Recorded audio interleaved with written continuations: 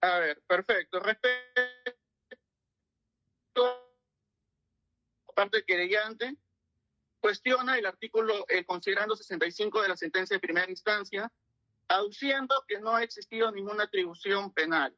Ahora bien, nosotros vamos a demostrar cómo es una interpretación forzada en primer lugar y cómo ha intentado engañar a este tribunal con los considerandos de la primera sentencia, de primera instancia. En primer lugar, el considerando 65 es muy claro.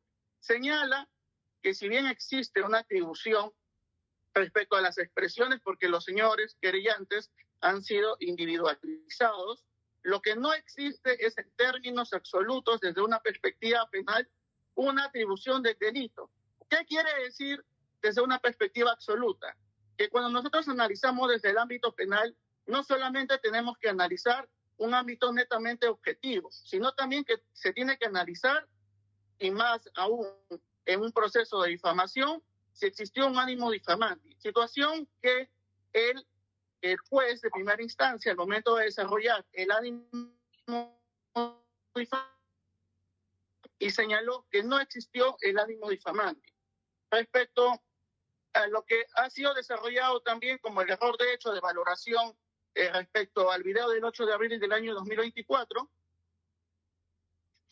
la defensa de la parte querellante sostiene que solo el hecho de que de manera objetiva en los videos aparezcan expresiones dirigidas hacia los querellantes, o solo el hecho de que mi patrocinada haya señalado que efectivamente esas expresiones fueron dirigidas hacia los querellantes, se configuraría el delito de difamación. Considerar eso, señores magistrados, estaremos vulnerando el principio de culpabilidad, bueno, también conocido como el principio de responsabilidad, señalado en el artículo 7 del título preliminar del Código Penal, ya que el delito de difamación solamente exige el dolo para su configuración.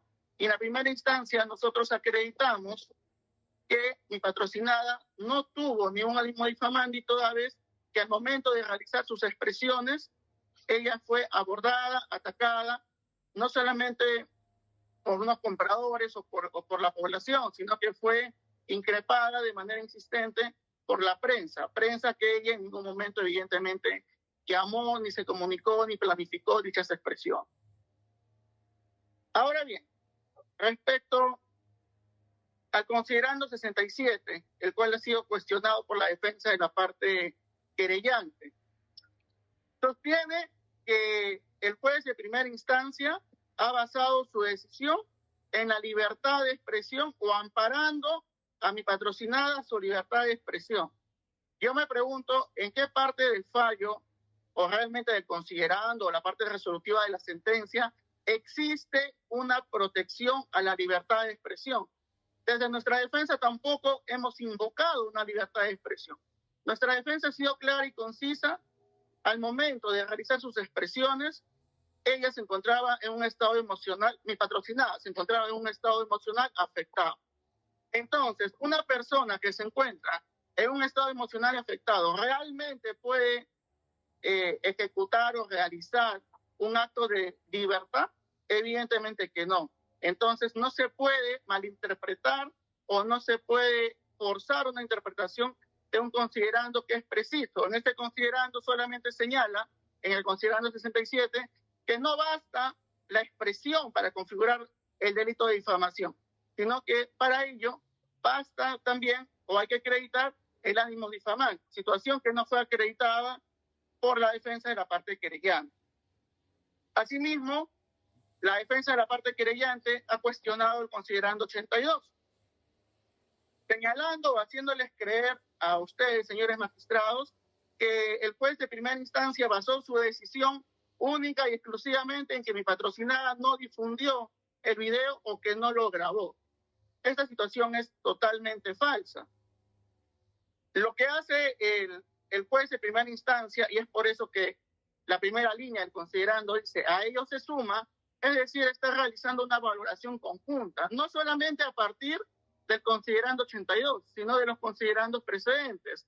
Analizó los antecedentes, analizó los hechos concomitantes y analizó los hechos posteriores. Es decir, El juez de primera instancia señaló: se evidencia que no existe un ánimo difamante en el momento en que realiza esas expresiones porque está siendo atacada. Posteriormente, tampoco se evidencia que ella haya tenido la intención de compartir dichos videos, de difundirlo o que lo haya grabado. Entonces es una interpretación conjunta y no se puede realizar de manera aislada. Asimismo, cuando cuestionan este considerando 82, de manera falsa, y hay que decirlo, en el escrito de apelación señalan que mi patrocinada se encontraba sola. Situación que voy a pasar a desmentir de manera muy rápida, porque sé que el tiempo no se apremia, donde se demuestra pues que mi patrocinada se encontraba siendo increpada por diferentes personas. Estas pruebas fueron actuadas en el juicio oral de primera instancia y no han sido netamente rebatidas. Como podemos observar, también hay autoridades municipales dando sus manifestaciones en el lugar de los hechos cuando mi patrocinada realizó dichas expresiones. En ese sentido, podemos observar que es falso lo que la defensa pretende acreditar. Respecto a los errores de derecho, señala la defensa que no se aplicó el test de ponderación respecto a la libertad de expresión en frente del derecho al honor. ¿Cómo se va a aplicar, señores magistrados, un test de ponderación cuando nuestra defensa jamás ha alegado al amparo de la libertad de expresión? Nuestra defensa ha sido clara. Lo único que ha señalado nuestra defensa es que hay una ausencia del tipo penal subjetivo. Es decir, al momento de realizar las expresiones, mi patrocinada simplemente se encontraba en un estado afectado, estaba siendo atacada, es decir, ni siquiera tuvo la intención o la voluntad que se requiere para poder configurar el tipo. Además de ello, pues, también podemos observar que tampoco la parte querellante, ni en la primera instancia, ni en la segunda, ha podido incorporar medios probatorios que acrediten ese ánimo difamante. Respecto a la subordinación señalada por la parte querellante respecto al conflicto civil, sobre subordinar el conflicto penal a uno civil o comercial, cuestionan dos considerandos, el 84 y el 93, señalando que el juez de primera instancia lo que hace es subordinar dicha situación a un fuero civil. Lo que el juez señala en ambos considerandos... Ya sobrepasado. Sí, regáleme 30 segundos y concluyo nada más, o un minuto, por favor. Ya estoy concluyendo, se lo agradecería un montón. Básicamente lo que el juez de primera instancia señala es que el conflicto deriva de una situación civil y solamente si existe la voluntad de querer dañar un bien jurídico protegido por el derecho penal, debe ser realmente amparado así en ese fuero penal. Situación que no se demostró. Y por último, sobre la reparación civil, en ningún momento los querellantes han sostenido o han fundamentado respecto a esa situación, por eso que solicitamos que no sea considerado. Muchas gracias. Gracias a usted. Vamos a dar el uso de la palabra a la querellada, que es lo que dijo que va a hacer uso de su derecho a la última palabra. La escuchamos. Brevemente puede usted expresarse ya de acuerdo a lo que usted considere. Usted ha sido suelta, no sé qué es lo que nos quiere decir. Tiene el uso de su derecho constitucional también a dirigirse al tribunal antes de que pasemos a deliberar. Doctor, antes de que intervenga, quisiera hacer unas preguntas. Ya, está bien. No, todavía no diga nada porque hay preguntas a los abogados por parte del magistrado Timonel. Ya, para el abogado de la parte querellada, usted ha manifestado que su patrocinada, según la sentencia de la CUO, habría actuado bajo presión. ¿Qué presión? Ya, la presión que actuó mi patrocinada es que, como fue también demostrado en el juicio oral con las declaraciones testimoniales, ella fue retirada de su casa con engaño, señalando que habían unos supuestos compradores interesados en la venta de unos terrenos. Cuando sale de su casa, una turba de personas, seguramente más de 20 personas, comienzan a increparla, a tratarla de estafadora, a amenazarla, de demandarla, señalando que ella está realizando dobles ventas o que están usurpando los terrenos de unos compradores que ya habían realizado un contrato. Esa fue la presión y asimismo al día siguiente, no conforme con esta situación y aún manteniéndose en un estado emocional, llegó la municipalidad con la prensa a enfocarla directamente, mientras la municipalidad le señalaba a mi patrocinada que iba a ser multada con más de 30.000 soles por irregularidades que se habían cometido en ciertas instalaciones de postes eléctricos que la inmobiliaria estaba a cargo. Asimismo, apareció, y eso se actuó en primera instancia, que las autoridades señalan que las casas construidas iban a ser demolidas, situación que evidentemente puso en una situación de estrés, porque evidentemente los dueños o los propietarios iban a tener que responder frente a estos compradores, ¿no? Ya, o sea, había ¿qué tipo de contrato había entre la empresa del Valle con María, con su patrocinada? Había un contrato de locación de servicios en donde la empresa inmobiliaria Valle Nuevo SAT tenía una serie de deberes y derechos, los cuales esta situación, igual se los comento, está siendo visto por el fuero civil por las irregularidades, ¿no? Que mi patrocinada ¿Patrocinada qué tenía que ver en el contrato? Explíqueme eso rápidamente. Ya, mi patrocinada es una de las propietarias. Esto fue un contrato múltiple, ya, porque se desarrollaron con 3 propietarias. Las otras 2 propietarias son familiares de mi patrocinada y ella siempre era propietaria de un terreno amplio y eso se fue lotizando. Así es. Ya entiendo. Ya, entonces hubieron construcciones de personas que habían adquirido, y entonces ahí, su teoría de ustedes es de que ahí es donde su patrocinada reaccionó contra sus socios, se puede decir sus socios que eran los de la empresa, tildándolos de estafadores. Así fue. Claro, llegaron 2 personas a su casa, ella se retira de la casa para atenderlos y apareció la prensa con más de 20 compradores donde la comenzaron a insultar y a tratar de estafadora. Y esa situación fue la que le produjo el estrés. Al abogado Rodríguez, doctor, ¿es cierto que existe ese contrato entonces de servicios entre la empresa de sus patrocinados con la criada? Sí, su señoría, exacto. Específicamente, sí existe un contrato de locación de servicios.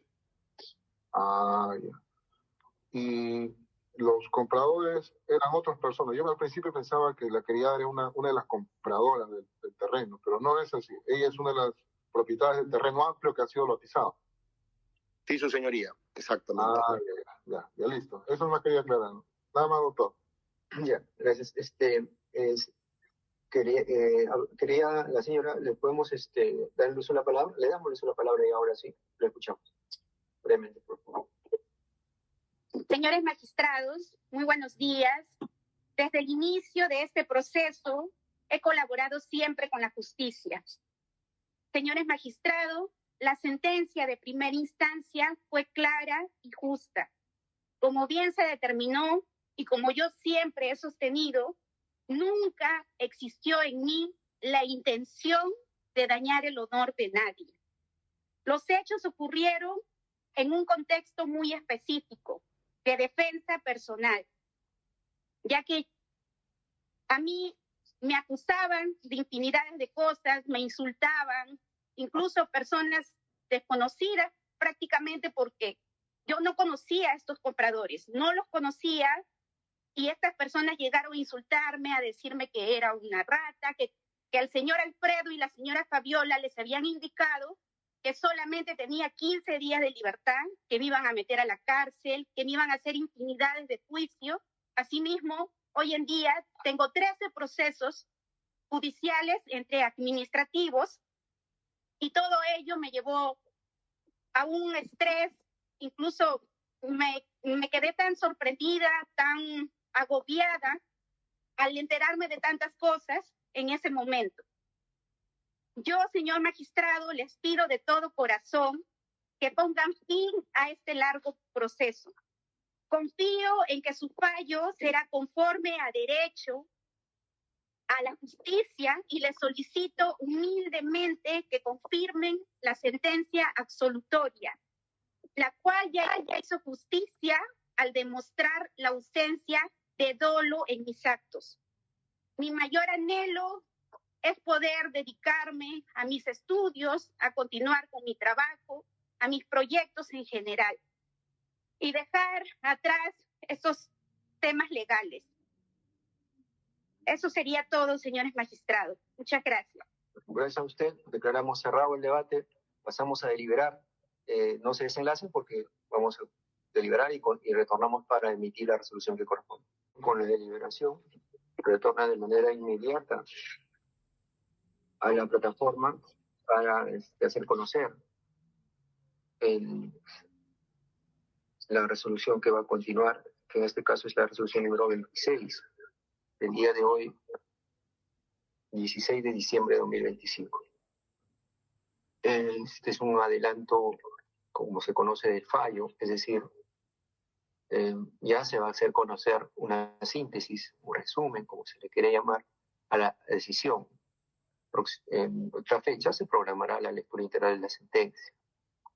Esta instancia siempre está actuando de esa manera por el tema de transparencia, de manera inmediata, hacer conocer nuestra decisión, por cuanto no es un caso complejo para nosotros, por lo que hemos llegado a un acuerdo por unanimidad. La defensa técnica tiene dos pretensiones.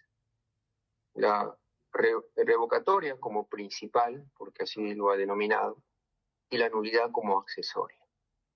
Siempre voy a decir que la nulidad es la que primero se tiene que verificar, porque si es que no existe nulidades, no se puede analizar el fondo. Y en esa línea deberían ir también los recursos de apelación, pero lamentablemente, mayoritariamente, lo que primero piden es que se revoque. O sea, tema de fondo. O sea, en este caso, por ejemplo, revocar la absolución y condenar a la querellada, aun cuando no se dice en qué cantidad de pena o reparación civil se entiende que se dirigen a la querella. Y ahí está en el contenido. Pero que si no se revoca, es decir, si no se condena, bueno, la nulidad, ¿no? ¿Pero para qué? ¿Para qué nulidad? Si es que para buscar otro juez, cuando en esta instancia precisamente para eso se emite un pronunciamiento, ¿no? No existe el error de derecho que dice el abogado para que sea trascendente. Es un tema de criterio del juez que argumenta y motiva su decisión absolutoria. Por eso no se puede anular, ¿no? Por tanto, tema de nulidad no existe. Ahora bien, no está en discusión, aun cuando eso sí se ha verificado que el juez hace notar, como la defensa ha señalado, ¿no?, que no habría señalado las expresiones consideradas difamatorias, ¿no?, delincuentes, estafadores, de una u otra forma no reconociendo, porque eso no ha sido cuestionado por la defensa de la querellada, incluso ella misma, cuando hace uso de la palabra en esta instancia. Eso no es el tema ítem, pero eso no significa que por eso se tenga que anular, o inclusive que por ese motivo se tenga que condenar, esta instancia tenga que condenar, porque es claro acá, la claridad está en un tema de ánimo difamante, trascendente, que trascienda el motivo por el cual la querellada ha emitido esas expresiones que efectivamente son fuertes. Decir estafador o delincuente es fuerte, pero ¿por qué se hizo? ¿Porque lo quiso hacer?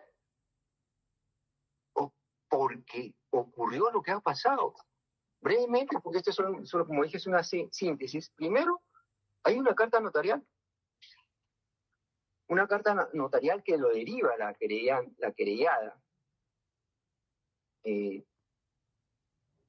a la parte querellantes, ¿no? Mediante la cual, pues, al detectar, porque sobre eso no hay ninguna situación en los agravios que he visto de la parte contraria. No se cuestiona absolutamente nada. Es algo que ha quedado firme. Una situación en la cual da al convencimiento de este tribunal. Miren, ¿qué es lo que le manda en la carta natural? ¿Qué es lo que le dice Rosa Ángela Helen Maguillo? ¿No? Le habría dicho, el fundamento 52 está. Resuelve el contrato de manera unilateral, pero ¿por qué lo resuelve? Por reiteradas irregularidades detectadas por ella. Porque ella era la propietaria, desconocimiento de los contratos firmados, negativa de entrega de documentos, falta de transparencia en las ventas, exclusión de la propietaria del manejo del proyecto. Tales hechos, y si es que existe eso, y ocurre lo que ha ocurrido en el juicio oral de primer grado, que ha ocurrido, se ha actuado muchas más pruebas. Acá el abogado ha presentado fotografías de cómo es que fue abordada la querella. Ella nos ha contado cómo es que ha pasado, de qué forma ha sido abordada. ¿Por su actuación de ella? No, por su actuación de la empresa y de las personas que han querellado. Entonces, ¿cómo decir que su actuación ha sido difamatoria? Su ánimo ha sido difamar. Más allá incluso de la afectación emocional que señala su abogado, que para eso tenemos que tener una pericia, es la realidad, es lo que ha ocurrido, es la prueba, lo que están señalando eso, es lo que ha pasado. Entonces, eso por eso que el juez, independientemente de lo que ha señalado, nosotros, el elemento objetivo, el tipo penal, tiene dos, objetivo y subjetivo, para que complete la situación. Objetivamente es lo que se conoce como una imputación objetiva. No es que nos quedemos en lo objetivo. ¿Cuál es esa voluntad, esa decisión de la querella? Si es que lo hizo con ánimo precisamente de difamar. Porque además, en eso coincidimos con el juez, lo que ha hecho ella es informar. Al ser abordada ha tenido que decir. No es que de frente ha ido a la prensa y ha dado sus entrevistas en los estudios.